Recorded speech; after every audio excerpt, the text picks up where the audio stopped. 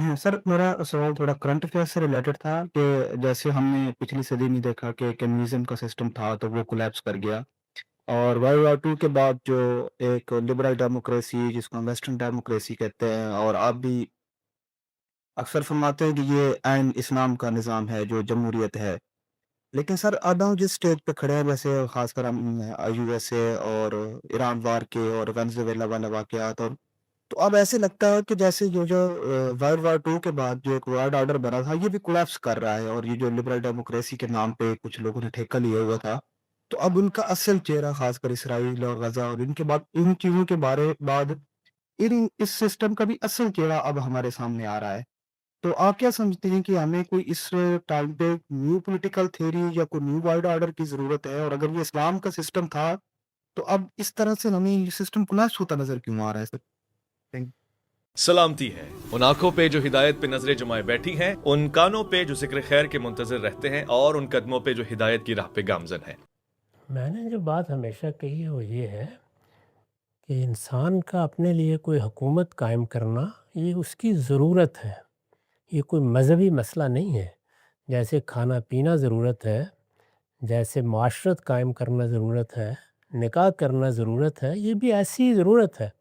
हम इंसान अल्लाह ताला की तरफ से इरादा और इख्तियार देकर भेजे गए हैं।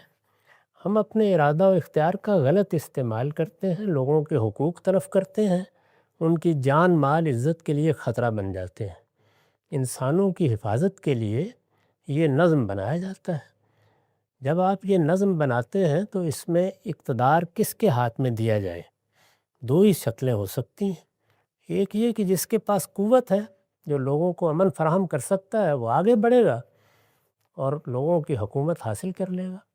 दूसरा ये है कि लोगों को इसका हक़ दिया जाए कि जब ये निज़ाम उन्होंने अपनी ज़रूरत के लिए पैदा किया है, तो वो अपनी राय से इसको कायम करें। तो मैंने जो बात हमेशा कही है वो ये है कि ये दूसरी बात अल्लाह भी चाहता है, कुरान भी चाहता है, यही पसंदीदा बात है। अगर इस तरीके से नज़म कायम हो तो क्या कहने हैं, नहीं तो फिर ज़ाहिर है क़ुव्वत ही फ़ैसला करती रही है और वही क़यामत तक फ़ैसला करेगी। ये उसूली बात है जो मैंने अर्ज़ की है। उसमें ये चीज़ भी ज़ेर बहस आती है कि इस वक्त दुनिया में मुख्तलिफ़ कौमें मुख्तलिफ़ निज़ामों में रह रही हैं, बादशाहत भी है, अमरीयतें भी हैं, ख़ास तरह का इस्तिबदादी नज़म जैसे चीन वग़ैरह में हम देखते हैं वो भी है और जमहूरियतें भी हैं। तो उसमें जमहूरियतों को उनके मुकाबिल में तरजीह दी जाएगी, ये बात है जो कही गई है। इसका ताल्लुक़ ना किसी मज़हब से है, ना इसका ताल्लुक़ इंसानों के किसी फ़ैसले से है। ज़रूरत से एक चीज़ पैदा हुई और कुछ निज़ाम बनाए गए हैं। इंसान तजुर्बात करता है, जिस चीज़ का तजुर्बा उसको बता देता है कि उसमें कोई फ़साद है, उसको छोड़ देता है और कोई दूसरी राय इख्तियार कर लेता है। मैं अब भी इस बात पर इसरार करता हूँ कि 2 ही तरीके हैं, यही हमेशा रहेंगे। इनको आप शक्लें दे सकते हैं हालात के लिहाज से, यानी शक्ल तो हमेशा हालात के लिहाज से होती है, लेकिन उसूल में 2 ही तरीके हैं।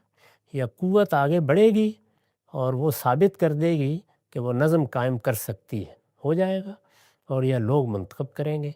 इनमें इंतखाब का मौका हो तो अल्लाह ताला ने ये हिदायत की है कि हम लोगों ही को ये हक़ देंगे। इतनी बात से आगे लिबरल डेमोक्रेसी और फ़लाँ ये सब इंसानी तजुर्बात है। नाकाम होता है तो कोई और तजुर्बा कर लीजिए।